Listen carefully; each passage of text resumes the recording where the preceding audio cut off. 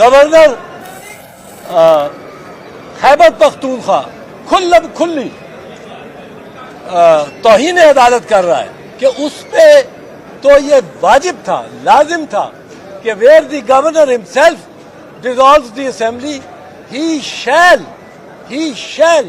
appoint a date not later than 90 days. Not later than 90 days.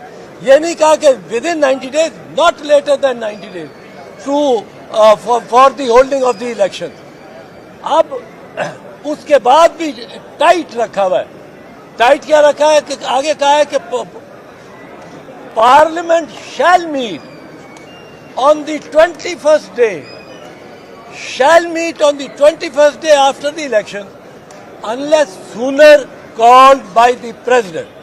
یعنی 21 دن سے زیادہ نہیں ہو سکتے. 90 دن جمع 21 دن 111ویں دن یہ نگران بالکل ختم ہو جائے گی ان کا اختیار. کوئی حکومت نہیں رہے گی پنجاب یا خیبر پختونخوا میں. اور جو گورنر پختونخوا اس